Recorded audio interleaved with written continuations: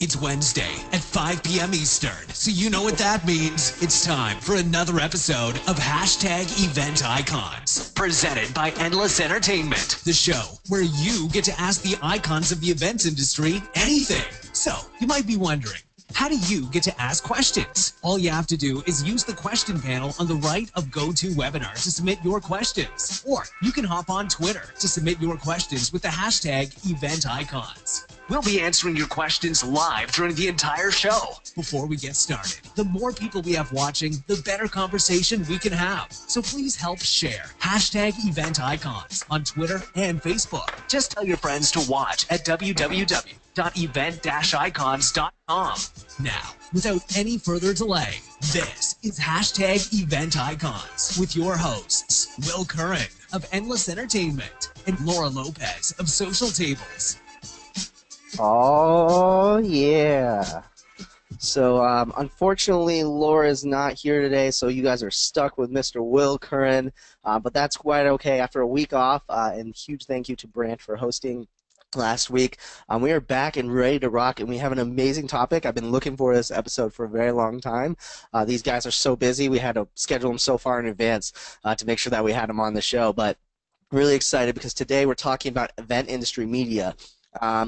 More than likely, if you're watching this show, you consume some sort of type of event industry media, whether it's a magazine or a blog or a PDF version of a magazine, whatever it may be, or a podcast, for example. So we wanted to bring in two of the biggest heavy hitters in the events industry media. To talk a little bit about, what is it like, where do they get their sources of inspiration, basically, kind of pick their brains because they're the ones who really lead the charge when it comes to the trends that we talk about, the events that we're going to cover, all that sort of stuff. So without any further delay, I got to jump right on in.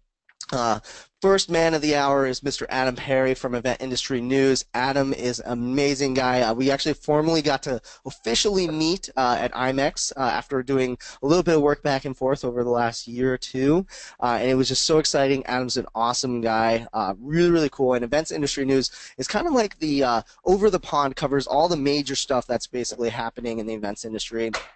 They just had their not first, it was like the fourth or fifth Event Tech. Fourth iteration, yes, fourth year. Yeah, something like that. You're like, so many years, I can't count anymore. But they have the huge award show, and oh my gosh, you have to see the pictures of this thing. Like, it's a legit event tech award show. So they were the ones who naming the biggest names in all the events tech. Really, really cool. So not only are they covering all the news, but they're also walking the talk, planning their own conferences and everything like that. So I got to give a huge shout out and a huge welcome to Mr. Adam Parry. Thank you very much. Well, very good to be on again. Again, yes, and I forgot to mention that. Yeah, we had you on the IMEX episode, so if you didn't watch that one, you got to go watch back and get Adam's 15 minutes of fame that he had on that episode as well. Awesome. And then next up is no stranger to the show. We actually had him on about a year ago, actually, almost to the date, too. Mr. David Adler doesn't need much introduction because everybody's heard of Bizbash. You guys are the #1 publisher in the events industry. Literally, you cover all the biggest events across the country and the world. You're the ones naming the biggest venues. You're the ones naming the top events of the year. I mean, if people kind of want the backstory on how Bizbash was formed and how David got this all started, you'll definitely have to go check out his episode from a year ago. But we're just so honored to have you back, Mr. David Adler of Bizbash. Hey, it's fantastic to be here. So, all right, we got you guys on the show, and some people may have watched previous episodes, they may know a little bit about you. But for those who haven't, I always want to start with this question, and feel free to make it as short or as long as you'd like. But what got you into the events industry, and maybe also spin it into why did you decide to go towards, creating, your guys' respective media companies that you guys now do? So, Adam, why don't you kick it off and how you kind of got to where you are today? Sure. Pure chance, really pure chance. I had a marketing background. And at the time, I was looking for a new challenge, something different. Applied for a job with a media publishing company here in the UK on a title at the time that I didn't realise was events focused. When I started working with the company, the title that I was working with was festival focus from festival production. So working with or interviewing companies like Live Nation, AEG, large festival outdoor event organizers. And from that moment, got a real kind of bug for the events industry. Loved the people in it, how challenging events are, but how great, how much joy they bring to so many people. And then transitioned over into event industry news through the realization that new media, social media, the way that some people were interacting with their content or their media content, their news content that they wanted was changing. Social media being a predominant driver of that. And if I'm honest, event industry news was an idea that myself and my business partner now pitched back to the company that we were working for at the time. And the reply that we got was, the internet's just a phase. And the rest is history. Wow. So yeah, wow. That's how we got into it. That's awesome. Very cool. And what made you guys decide to, host a show on event tech too? Well, one of the benefits of, as probably everybody that's now got websites knows, that they can see a lot of data, they can see a lot of interaction, they can see what their users or their visitors are interacting with. And a big passion of mine is technology just in general. And we kind of started publishing news and articles around technology, some thought leadership stuff, interviewing some of the technology suppliers, and we saw a quick shift or quick traction with those types of articles. So we understood there was a keen interest there with our readership. We kind of looked in the industry, and before Event Tech Live, which is our trade show now that happens every year, we initially decided to launch the Event Technology Awards on the basis that there was no real recognition for any of the companies delivering this technology, and that's both from a technical supplier, from an event app provider, a registration provider, all the way through to maybe an agency or an organizer that's harnessing technology or developing it for their event in this very specific way. So we decided to launch the Event Technology Awards initially to kind of showcase the industry, some of the biggest and best jobs that were going off, how this technology is really being used at the bleeding edge. So yeah, that's how it came to be. And then the exhibition came out of that because, again, there was no real one pinnacle event for everybody to come to. There's lots of other events and brilliant events that have a technology section, but we just wanted to focus on that niche and give a real focus to that theme. And it's such a massive, talking point anyway, that there's so much to discuss it. That's how the Event Tech Live came about. Awesome. Very cool, very cool. And just so you know, too, we got someone out in the audience who says hello. Megan Powers from Event Collab says hello, Adam, in the chat. So we just want to say hello. So one of the benefits of the live show is you get to say hello to your guests. So make sure you guys are posting those questions over on the right-hand side. All right. So next up, Mr. David Adler. So I know we talked a little bit about this during your episode and kind of how you got into Bizbash and kind of everything like that. So hopefully people can listen to the full story over there. But why don't you give people kind of the high level, what got you into setting up Bizbash and why the events industry? Well, I love the community industry. I think that's the industry that I'm in. I started out out of college and I started a magazine, a society magazine for Washington, D.C. And it was pretty cool because people thought for about 10 years that I was a maitre d' because I was in black tie almost every single night.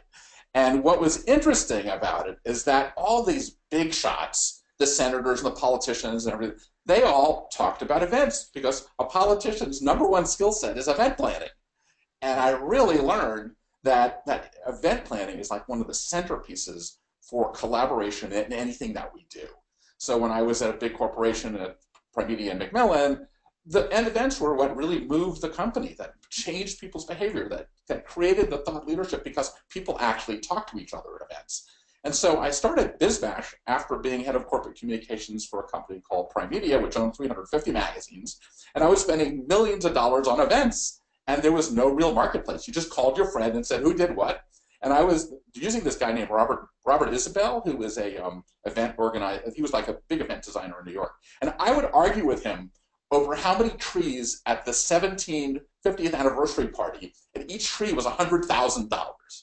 And it was like the cost of doing these events were unbelievable. But in the scheme of things around marketing, they were really small. Because if you do a marketing campaign, you're spending a lot more money than on an event. But the impact that you're making is just crazy. And that's what I love about this industry. And I think that there is a universal language that events talk about. That's why it is everywhere in the world.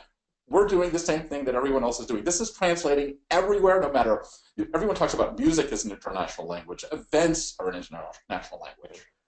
That's very true. That's very true. I love it. I love that it's funny how not a lot of people know that, kind of you've always been a media man. You've always been, doing that sort of stuff. So you really got that end, whereas, for example, like when we started our blog, I had no journalism background at all. We were just like, we want to publish great content, right? Well, now everybody's a media person. Yeah. We are basically coming up on the 10th anniversary of the creation of everybody being a media person with the invention of the iPhone. I mean, this is the day, July, I don't know the exact date, 2007. Yeah. We're not even 10 years into it, and everybody is a media company. It's crazy. It's crazy. My question to you, David, is, why did you guys decide to, obviously there's a huge part of like Bizbash Live. You guys have this live component of what you've done and kind of harnessing your audience. What made you guys turn towards wanting to do events? Because obviously, for example, a lot of people say, hey, keep your costs as variable as possible, but you guys decide, hey, we're going to do these massive events. Why did you guys decide to do it? Well, the real reason it was opportunistic. Richard Aaron, who works for me, was my president, had a meeting with the Javits Center, and they wanted to reach sort of the big event organizers in New York. So they gave us a free trade show for about 3 years. So It was unbelievable how opportunistic I was about that, because I had no plans of going into the print magazine business, because I started out as online only. And so you have to kind of like be opportunistic. That's the only way I think we've survived. I think both of us have in the same way. You got to be opportunistic, and you have to be flexible, and you have to believe. I believe that I'm trying to be the oldest millennial-minded person in the planet, and so we have to really think the way that people are thinking out there today. I love it. I love it. I am curious to know, so this is a new question that you guys might not know that we ask now. So one of my favorite questions to ask is, if you weren't in the events industry, what would you be doing instead? And I'm sure you guys have both some amazing things that you guys would be doing. So if you were in the events industry, David, what would you be doing?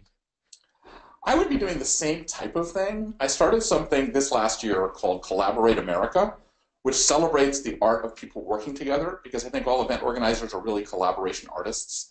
And I really devote my life to that, really. And I believe that understanding how people interact in a face-to-face event. I don't know if it's not being an event organizer or not being in the event industry, but I think that what we do is at the core of every possible part of the world. Huh. Very cool. Very cool. So you think that you would still be running a media company, like something on the basis of, either online? I love it. As I said earlier, we're basically in charge of activating communities, and I love the idea of watching a community co-create its future, no matter what it is, whether it's an innovation. I mean, I think Adam may be the same thing. We're like idea people. And you can make ideas happen in anything. And the events are just one strategy or tactic that allows progress to happen. And that is what's so fantastic about this industry. We're really doing a million other things at the same time we're in this business anyway. Yeah. Awesome. Awesome. So, Adam, I know that you would definitely be a professional beard modeler if you weren't in the events industry. But if you weren't in the events industry, what do you think you would be doing instead? If I wasn't in the events industry, I suppose I would still be in media, because where I take a huge amount of my inspiration from at the moment is a platform that's been around with us for years, but funnily enough, only in the last 3-4 years seems to be really kind of maturing, which is YouTube. The platform really intrigues me in the way that it connects millions of people around the world through a single source and a single platform. It's so easily accessible to anybody that wants to kind of start being a media person and putting their own content out there. But then also the way that Google have it set up is it's very fulfilling in terms of being able to actually make a living from it, and from that also fulfill other people around you and find jobs for people in post-production or on location production. Some of these guys, or some of these YouTube stars, so we call them, although I wouldn't necessarily say I would be a star myself, they're making good money, and they're really connecting with people and really changing thought processes and really opening up conversation. I'd like to say that if I didn't start event industry at the time but came into it now, that's probably the medium I'd go down. We utilize and are utilizing video a lot more on our platform now, but Yeah, I think I'd be over at YouTube trying to upload selfies and that kind of stuff. One thing I learned a long time ago, that when you're in the media business, you have to be media agnostic Mm. because everything you don't know what's going to happen tomorrow. Yeah, that's Very true. true. Yeah. So professional YouTuber over here. I love it. Yeah. I think that's to be honest, I definitely would try to go down that route too. I mean, I definitely agree with you on the YouTube platform side of things. It's just an amazing platform for sure. I think I've spent more time on it than I have on Netflix. That's for sure. Yeah. Um, all right, so you guys obviously both represent two of the hugest players in the events industry media, but I think people who maybe aren't, necessarily familiar with your platform or, being read from you before, which, I mean, if you guys haven't already, you guys definitely do need to, and you need to subscribe today. But if people are curious, what makes you guys stand apart from other news outlets in the events industry? And, why should people read events industry news or Bizbash. So Adam, why don't you kick it off by telling us a little bit, why do you think people should read you versus, anyone else out there? Well, I don't think we should read me versus anybody else. I mean, they're all resources and they've all got great content. We cover slightly different things to what David might cover, to what Meetingsnet might cover, to what some of the other UK publications cover out here. And if you're a serious event organizer, one of my advice and one of the biggest tips is consume as much information about the industry as you can. Learn from what other people are doing and what other content out there. So I'd say read us all. Consume as much as humanly possible, and with technology now, that's easier than ever. Um, but what makes us maybe slightly different is, well, I say from everybody, but we don't do anything physical in terms of we don't do any print. We just harness digital avenues. So we push our content out through Instagram, through podcasts, through video, through YouTube, through Twitter, and through the web. So that's our core. And our decision to do that was predominantly because in the UK there are a number of publications that are print, and we didn't feel that we would fulfil any niche or any need there to the readers. So and to be honest with you, we are a business. We fund our business through advertising, and companies advertise with us. So it's a cost cutting exercise for them as well in terms of marketing with them. There's no added extra cost there. That's as simple as that for us. That's very cool. Well, I'll ask this question later. So, David, go ahead and let Well, us know what you think I makes think you guys different. what makes us different is that we're on the cusp, and I think Adam is actually too, on the festivalization of the event industry. In the old days, it used to be a meeting planner or a conference planner or a gala planner or a social planner. Now it's all the same thing. And a marketing, 25% of all marketing is now events. So everyone has discovered this great secret weapon that we have been understanding and studying. And I think that it's the people that want to cross-fertilize their ideas that goes to the media that has more of the mass approach. Because an idea for a festival is used now for a meeting. And the idea is that we're able to allow people to peek over the fence to see what other people are doing. We're very photographic rich, and we have 14 full-time reporters and editors and journalists, and we're spending a lot of money on actually covering the industry, because I don't think that a lot of organizations are able to sustain the idea of lots of journalists covering your industry, which is what is happening in the mainstream industry, and that niches are becoming actually better because it's more defined, as opposed to sort of investigative journalism is dying. But we have the ability through our niche to really focus on this one piece of the world. Very cool. Very cool. I mean, David, you bring up a really, really good point. So obviously, you guys have a big journalism staff behind you. What, as journalists yourselves, and maybe as what you maybe David asked your staff to do, and Adam, you asked your staff to do too. How do you guys find these newsworthy things to ask, find and cover and investigate and go deep into? Is it what's happening? Tell us a little bit about maybe your process for finding these topics, David. Well, we don't have we cannot cover enough.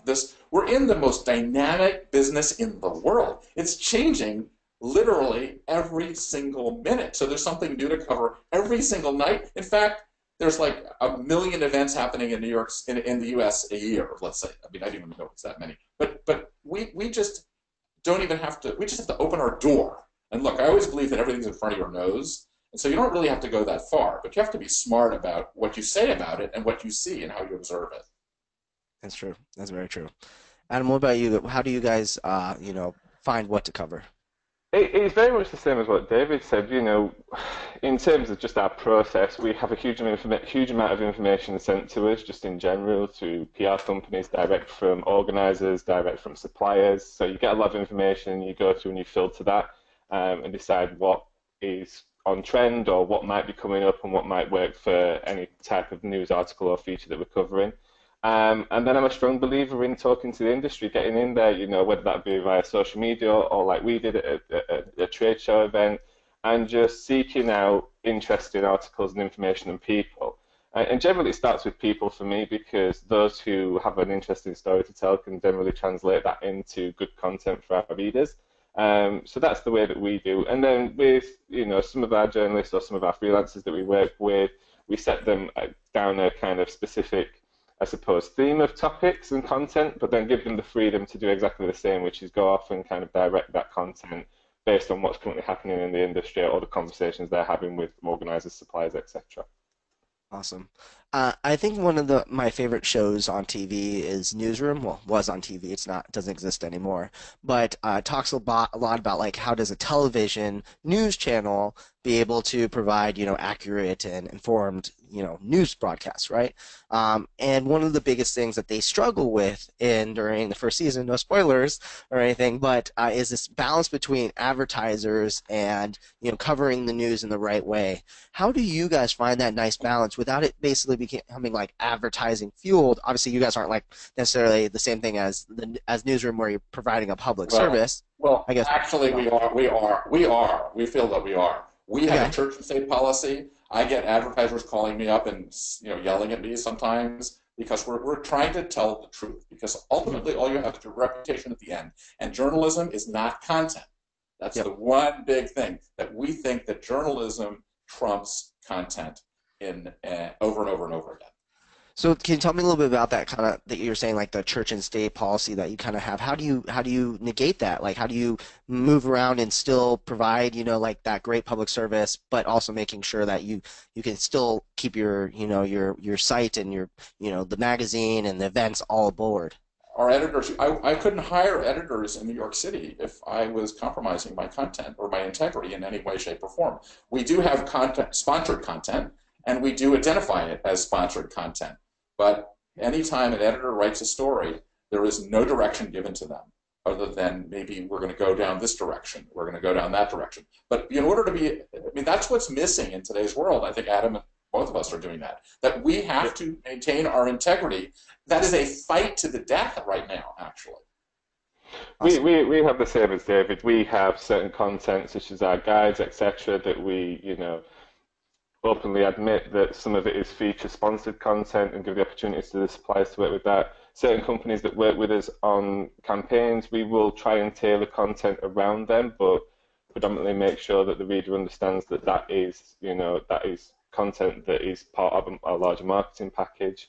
And I think the key to it is balance. It's all about balance. If you tip one way or the other, then you might get angry. Advertisers, but you also might get angry readers. So it's just balancing it and managing it. And deep down as publishers, we know if the balance there and which way it's tipping. And I think our readers know because they probably go to other websites where it's a clickbaity thing and it goes through and there's a bajillion adverts around everything and it doesn't really tell anything. It's just, page after page of dribble and stuff, and it doesn't really lead anywhere. Whereas, we try and balance everything. So that's how we approach it. One of the things that I heard recently at a dinner that I do was that transparency is the new authenticity, and that being completely honest about what people are doing, what people are you getting influenced by something, is what's really happening now, and that we're trying to do that editorially. And then in the event industry, it actually is causing a bit of a problem because a lot of people think that they don't have to be that transparent. So I think that that's an issue that's arising actually in terms of the expense of entertainment and sort of kickbacks and things like that. And I think that's going to be one of the problems with our industry that we're going to have to face. I love it. I love it. I love the transparency as the new authenticity too. That's huge for sure. And I kind of find that same way too. That also transpires across multiple companies too. So for example, like us in the AV industry, we realized when you're super transparent, people see that you're authentic and they want to work with you. So you guys obviously being big players in the events industry media get to cover some really freaking cool events. Like people are like, for example, are on the chat like, hey. So how can we, cover this event for you? They want to get into those cool events that you guys get to into. And like, for example, David, I know you get to go into like even some exclusive events that aren't even open to the public in some ways, but tell me a little bit about what are your favorite events that you have covered, or maybe even companies that you've covered that, you're like, man, this was a dream getting to do this. So, David, why don't you kick it off for us with your favorite event or company that you've covered? Well, my favorite event, and I think they're groundbreaking, is C2 Montreal. I don't know if anyone's been to C2 Montreal, but they are changing the way people collaborate together. It's a 5,000 person conference between brands and advertising and agencies, and it's a whole creative mishmash for people to meet each other, to learn about what's happening, to what's new. I mean, it's a completely rethought. Cirque du Soleil got together with Sidley, an agency, and they created this baby called C2 Montreal because they thought business events suck, and they reinvented them. And we're seeing that Google I/O just came out with their new conference, their Google conference, which is unbelievable. Dreamforce, unbelievable in what they're doing. I mean, a lot of these, what you thought would be old line, boring things are becoming the hot new things. Training is the hottest, coolest thing going now. And so you're rethinking, everything's being rethought, and also the biggest thing that I'm also seeing is the whole emphasis on internal events as well. And I'm seeing somebody like Adobe who's doing amazing internal events. And when I go to San Francisco, every company is really focusing on making their ratcheting up their internal events. Awesome. I love it. I agree with that list of events. Those are all dream events for me as well. So I think this is the second time you've mentioned the C2 Montreal, so I'm going to have to Oh tweet that yeah, out. I'm a total fanboy. Adam, what about you? What are your favorite events that you've covered? Well, there's one in particular that stands out for me, and it goes back to what David was saying earlier about everything's becoming a festival. I don't know whether your audience has heard of it, but we over in Dublin until recently has had a huge event in November called Web Summit, bringing the Facebooks, the Instagrams, the biggest technology companies in the world together. Gary Vaynerchuk, they have the top speakers. But what they've really done is really interesting. They've taken the exhibition format and flipped it on its head. So the exhibition takes place over 3 days, but none of the exhibitors are the same each day. So they change the whole exhibition each day. So as an exhibition attendee, you can go each day and you can see new companies, new tech. You can get to see what they're kind of doing, whether they're in fintech or music or etc. So you can really hone in. But the serendipity there of meeting people is harnessed by them then kind of layering on top of it a surf summit, a networking summit in Dublin in the evening, which is obviously lots of alcohol and Irish music and just fun. So it becomes this week-long event of just community-driven networking, but then layered underneath it is this B2B or B2C kind of trade show, harnessing business and really bringing a lot of people into one place at one time. So it's a really interesting way to kind of deliver an exhibition. And I've seen so many exhibition organizers kind of latch onto that format and go, right, so if we get people to network in the evening, that means more attendees the following days and better ROI for exhibitors, etc. So that's probably the one big standout event that's really kind of piqued my interest over the last couple of years. Other than that, I'm a festival boy. That's where I've been. That's where I've come from. The summer season for us is not too far away. We get out onto festivals, and I really love the festival sector because I just think it's just there's no infrastructure. It's a green field. There's nothing there. We come in, we build it, we create 2 days of chaos, and then it's all taken away again and on to next year. And it's just an amazing world. And the people that run it here in the UK and across Europe, I just think astonishing people. they must be just running up. They just must have Red Bull in the veins. That's all I can say. I love Love it. it. I love that takeaway they have too about Web Summit and how they change their exhibitors every single day. Because I think one thing that they probably do, and maybe they did this on purpose or not, is that it create a lot of times you go to these conferences and you see exhibitors, you're like, oh, I'll just go to see that company tomorrow or the next day, and you might not ever go see them because you're just putting it off. Oh, they're going to be there, right? Versus if you say, hey, they're only here for one day, it almost creates this urgency for people to go, which then probably increases traction for the amount of traffic that people are getting for their booths and everything like that. I love that. Super duper It's cool. it's exactly that. The first year I went, I spent 3 days on the show floor, and never Wow. do that. Never Yeah. ever do that. And I'm a big believer in one-day events. Just because ours is a one-day event, I've had experience with it. So what they've created is 3 one-day events, all tied together under the same venue, the same roof, and the same ticket, and it's just amazing what they're doing.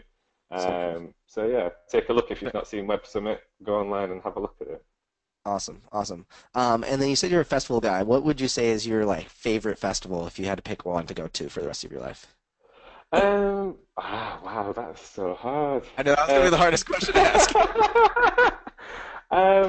there's so many big ones that you could say. There's a little one in the UK called Nostock. I go to many. I don't go to many as a punter, because I try and don't take on hospitality or anything like that. If I'm there to work. But got invited by a festival here in the UK called Nostock in a place called the Hidden Valley. Very small, family-orientated festival run by a family, and just the atmosphere and the way that they managed everybody and the acts and stuff that they had on was just amazing. Don't get me wrong, the big festivals, the downloads, the British Summer Times, all these kind of things are amazing as well. They're big infrastructure, big bands, big people. But I think some of the smaller medium events really have that I suppose, personal touch to their attendees, which is really nice. So yeah, Nostock is the one that's probably kicked it for me for the last couple of Oh, years. I'm definitely gonna have to check that out for sure. I've never heard of that one, so that's Yeah. awesome. Cool. Well, I want to take a quick break for everyone who's watching live right now. We got a ton of people watching live right now. If you have questions for David and Adam, on the right-hand side, use the question pane and go to webinar. Or if you're having a good time and you love social media and Twitter, hop on Twitter, hashtag event icons, where our awesome partner, Alex Plaxton with Little Bird Told Media, is taking your questions live on Twitter if you just use hashtag event icons as well. So hop on Twitter, send your questions on in. So to kind of flip on the other side, so you guys have gotten to interview some amazing people, see some amazing events that you've covered. Is there anyone that's kind of like you've always wanted to interview, but you haven't never gotten the chance to interview, or an event that you've always wanted to cover that you've never gotten a chance to cover? I know that's going to be really hard because you guys have gotten to do a lot of awesome events, but who's on like your wish list of people you want to talk to? David, do you want to kick it off? Well, yeah, I believe that the real event organizers are the principals. Like, I believe that the people that really know about events are the people like Oprah Winfrey. She must drive her event person crazy because she is the ultimate expert and she knows. I mean, Tina Brown, I've actually interviewed her, and she talks about her rules of doing events, like never have a dinner more than 25 minutes, and there's all these rules that people have. But I mean, it's just so exciting to get into the nooks and crannies. I was talking to a lighting designer, Bradley Napier, just recently, and he was talking about how he hates LED lights because it doesn't make you look good and it's unnatural. And I love talking about all the nuances of the parts of our business that people take for granted. It's really fascinating. Absolutely. You need to tell the guy who doesn't like LED lights to contact us. We'll make him look good and do LED. He says he hates LED. He thinks LED is the worst. Oh, wow. Bradley I'll Napier, change his call mind. him. Call him. Awesome. Adam, what about you? Who's on your wish list?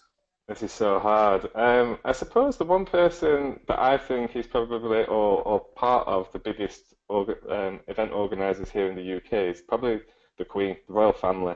I mean, they throw some big shindigs all year round. A lot goes into them. Same as what David said. I bet the Queen is a stickler.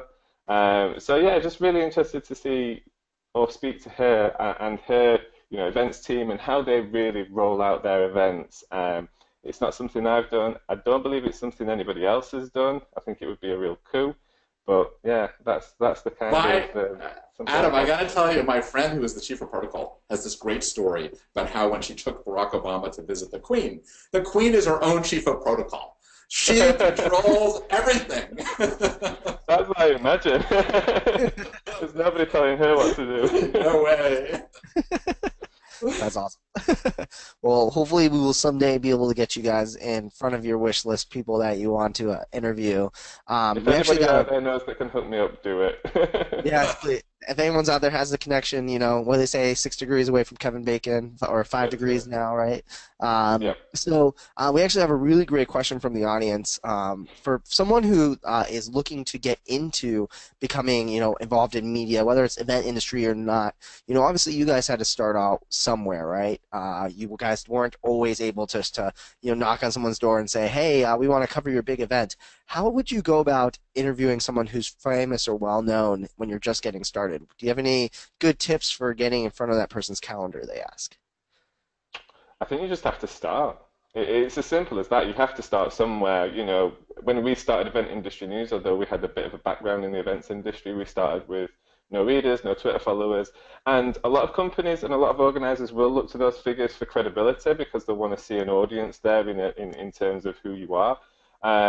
Maybe even reach out to somebody like me or David or another publication to see if you can guest write for them and get some coverage there in terms of your own content and stuff.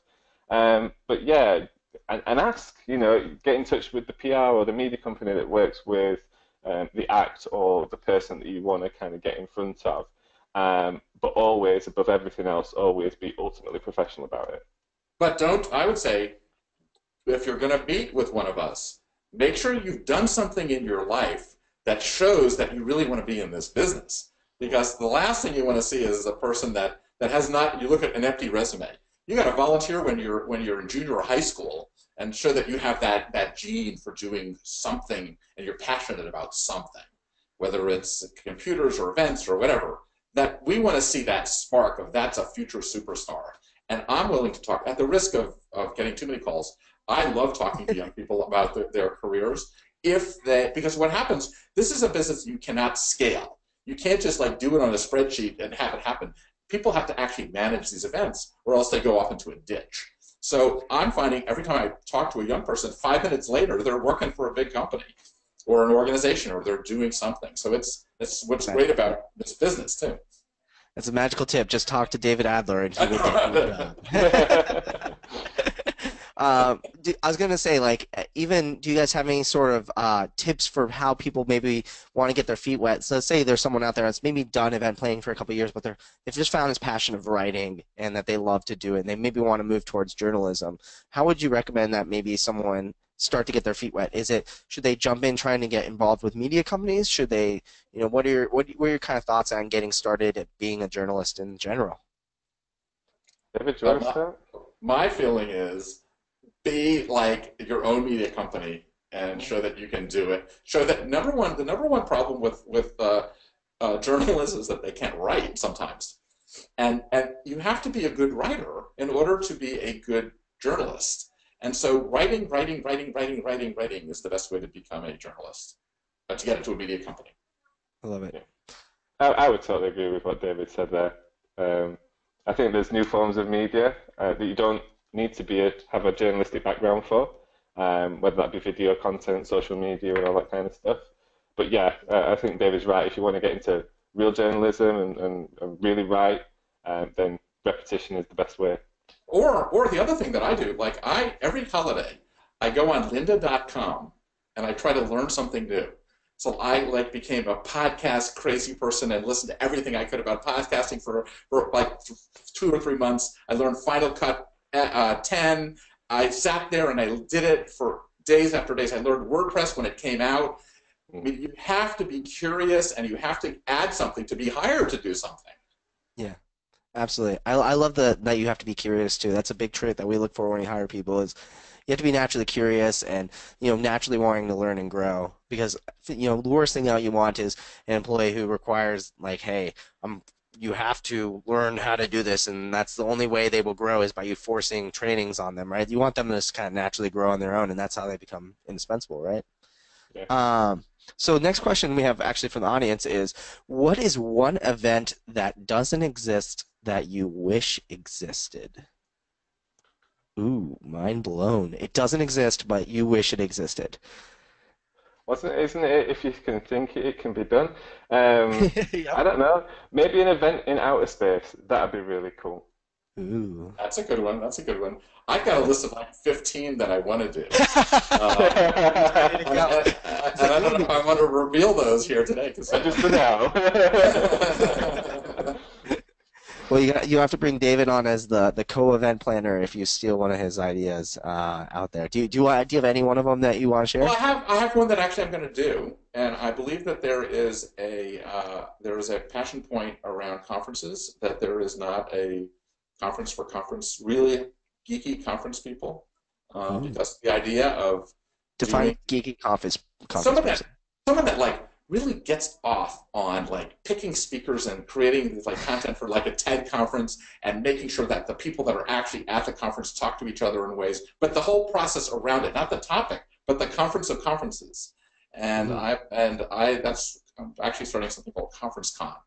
Now I haven't announced it Con. yet. Yeah, You just but it's announced it, David. It's out there I, now. I know, I It's on the know. internet now. The key is my 50 people will kill me if I throw it on them now, right? If you come, that's the problem with being an entrepreneur with a smaller company. Your ideas run faster than your ability to do them. Yep. Yep, that's very true. I love that. I love that idea. You let me know when you need the geeky person on AV stuff too. I'm ready for Okay, that. okay, good. Awesome, awesome. Okay, cool. We have a couple more questions and only a couple more minutes left out there. So, one question that we have right now. So obviously you guys, other than your own, media companies that you obviously follow on your own as well, but is there any other media outlets that you read to stay relevant on tech and news, whether it's events industry or not? What are you reading every single day, or watching, or listening to? I guess I should say now. I always I forget the don't. multimedia aspect. For me, I'm probably consuming a huge amount of information through YouTube, and that's through a whole different relevant, through traditional media outlets or new media outlets like Mashable and Wired and people like that that put content out on there. And whether that be inline in Facebook and stuff, which with the pages that I like from them, but also individuals as well. Somebody that may be somebody that everybody's heard of, Casey Neistat, who's a big New York vlogger, does a lot of work with people like Samsung, large events and that kind of stuff. That's the way that I'm consuming media and the way that I'm kind of getting new information and new inspiration as well. It's very easy to access a lot quickly, but also I find myself, I'm not a huge concentrator. I can concentrate for maybe 45 minutes and at something, and then I'm like, right, I've I want seen to do it too. something else. Yeah, I like. I kind of break my day up by doing a bit of work, concentrating on something, going to watch a quick YouTube channel, give me some inspiration. And it might not be inspiration for something that I'm doing right there, right then, but it might be something that either sparks a conversation later with somebody else or gives me some inspiration for an event or something like that that we're doing or a piece of content. So that's kind of how I'm consuming my traditional or non-traditional media as well. On YouTube, how are you discovering videos? Are you kind of like you have the channels you subscribe to and then letting the autoplay kind of go its route, or how do you find things? Or are you searching for topics on the search? I think that's what YouTube or Google is great at. It kind of works out kind of what your search history or what your watch history has been, and especially around time length and stuff, so it can give an indicator on topic. When you search on there, it is very good at bringing up very relevant content. And if you're signed in to a Google account, then it kind of curates that history over time.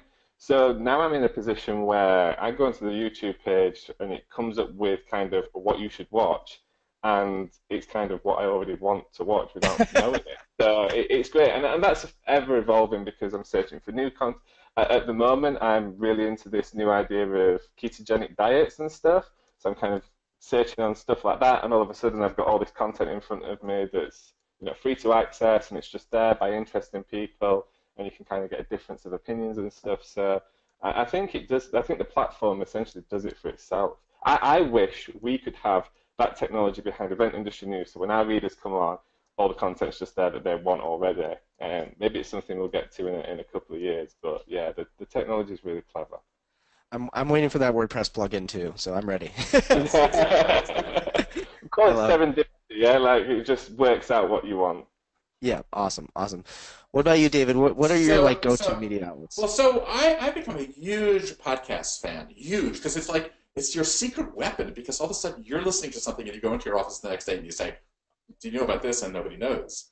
So I'm listening. Like my podcast thing is, I'm listening to the Emperors of Rome, a podcast, the 10-Minute Marketer, Keep It at 1600 about politics, 50 Things That Made the Modern Economy, the Ezra Klein Show, Recode, Decode, hosted by Kara Swisher, Trumpcast by Slate, Gather Geeks, of course, Event Industry News podcast, um, Nice. Tech Feed Talk Unscripted I listen to, A Turn of Events, a Social Tables podcast. I listen to Gary Vanderchuck, but I don't know how he's everywhere at the same time. I listen to HBR IdeaCast.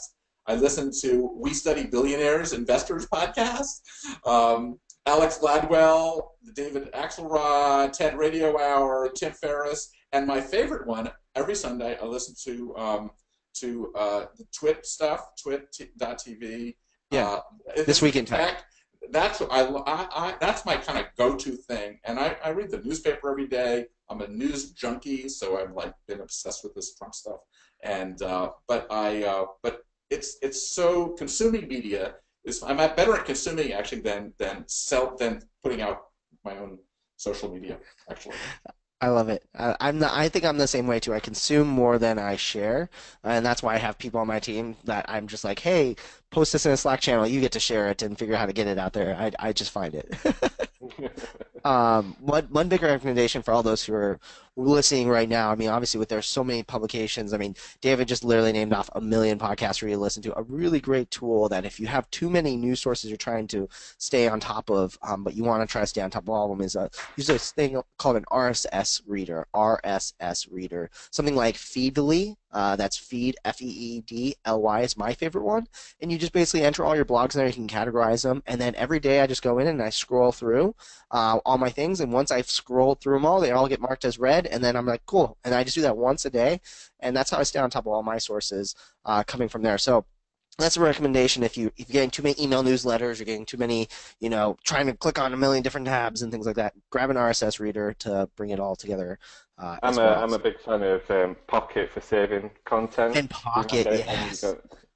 So that's the second part of my process is I go through, and if I like it, I press and hold on Feedly, and it saves it to Pocket, which for those who don't know what Pocket is, it saves it offline and makes it prettier and easier to read. I find it's easier to read on Pocket than most people's websites, and I probably should redesign my site based on that. But definitely Pocket is huge because far too often we get articles. Someone sends you an article on Slack, and you're like, oh, I want to read this.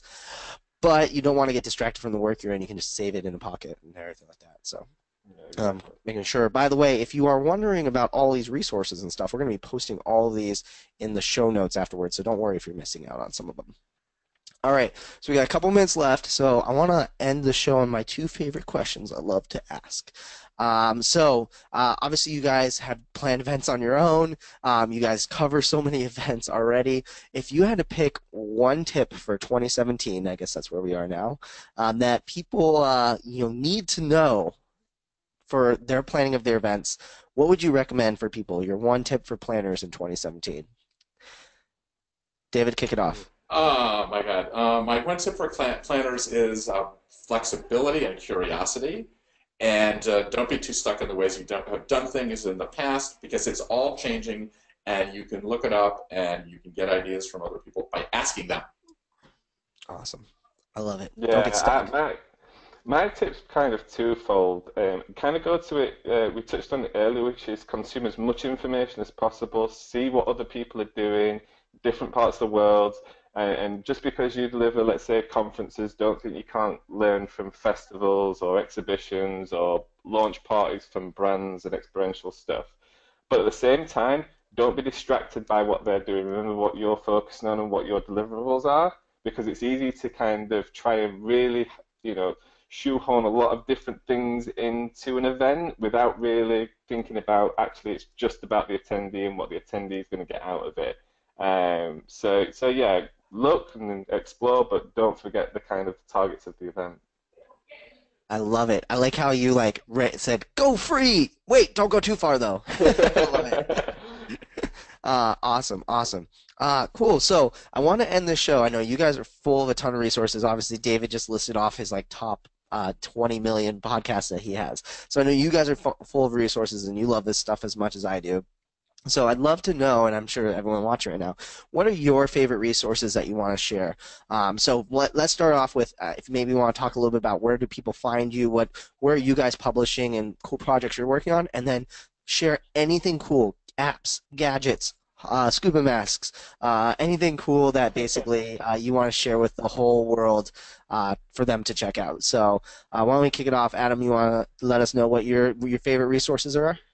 Sure. So my favorite resources, there's a company, well, there's an individual called Jim Curry at the moment, running a website called Exhibitor Smarts. And he's pushing some real cool content there about the exhibition landscape, which again, although it's exhibitions, I think people from any event type or any event background can really learn a lot from. And his style is very tongue-in-cheek. It's very dry. It's very raw. So he doesn't kind of butter it up. He doesn't sugarcoat it. He just says it as he sees it. So that's really refreshing. So you can follow Jim on @ExhibitorSmarts on Twitter and go to exhibitorsmarts.com. He's got some really cool resources, just free open resources for people there in the events industry. Like I say, no matter what background you come from.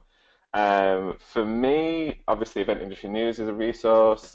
We have the Talking Events podcast, which is available on iTunes and other kind of platforms and stuff. In terms of technology that I'm loving at the moment, Alexa, I'm just getting into kind of the connected home, and it's going to go off now. Sorry. Never say the A word. Never say it. It's really interesting how I'm using that piece of technology to speed up my work process. Just things that I would normally go off and Google or kind of research. Just being able to ask the question out loud while I'm in my office or at home just really has changed the way over the last few weeks since I've got one, because I've only just recently got the Dot. That's really interesting how that's kind of speed up my work process. So yeah, I will that's second. my resources. I think we're all geeking out over smart home things too. So yeah, definitely the Echo Dot for sure.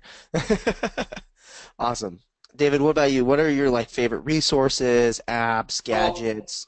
The people my go-to sort of thinking is probably the most important, and I've been really a fanboy of two things. One, a book called Social Physics by Alex Pentland about how ideas flow, because it's no longer about how many people attend your events; it's how many conversations you're curating an event. And there's also a guy named Ben Parr who wrote a book called Captivology that is all about how you capture people's attention. And he has studied all of the aspects of it, and it's absolutely brilliant that every event organizer has to read. Where people can get in touch with me, I'm at bizbash.com is my website. We have about 230,000 unique visitors a month, which is unbelievable, actually, and from 0 17 years ago, so it takes time.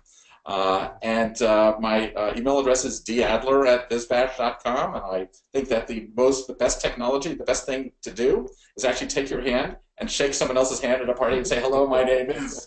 That is like the hardest technology you can get. Awesome. I love it. And then one little piece of bonus question that I have for you guys too. I completely forgot to ask this. I pocketed this and completely forgot about it. But what's a recent article that maybe you guys have published or that you featured that you think that people definitely should check out? Whether it's something you've featured or an event you've covered or something like that. David, is there any recent articles that you think people need to check out on BizBash? Yes. Actually, I've been writing stuff, and I based on the social physics and things like that. It's on how the Trump rallies were absolutely brilliant, and they were so similar to the YouTube star rallies by Digitor and things like that, that they use exactly the same techniques, and that the idea of being so informal and intimate and things like that was a real lesson, even though I'm a total non-Trump supporter, just to put that on the record. But and I don't have a problem with anyone who is. But at the same time, I believe what he did was brilliant. The idea of wearing hats to make people actually have a uniform for the Trump thing is great, a good lesson for event organizers. And the idea that people waiting online for such a long time gave them nothing else to do but to talk to each other, so it promoted conversations. And just the way he did it turned out to be brilliant. I don't think he planned it that way, but it was. Awesome. Awesome. Adam, what about you? What's a recent piece of content that you guys have published that you think people should check out? Am I allowed to mention two? Yeah. So recently we covered a piece on the UFC Fan Expo and how they curated fan engagement. It's a really interesting piece. It really goes into detail about kind of the process of how they did it, what the results were and stuff. That's all I'll say on that. Right? Yeah, so I would go and we'll link to it, and I would say get some people to go there and kind of look at how they did that, because and that can be applied to any event. It was UFC and all that kind of stuff, but it can be applied to any event. And then recently, just at the back end of last year, we published our Event Tech Buyer's Guide. Now, technology is a huge kind of talking point at the moment within the sector, but it's a big minefield as well. So we put a resource out there to kind of give people information about what's out there, what they can use, what they might want to avoid as well, based on budgets and what their objectives are and stuff. So, and that's a resource that people can get on Event Nation News as well.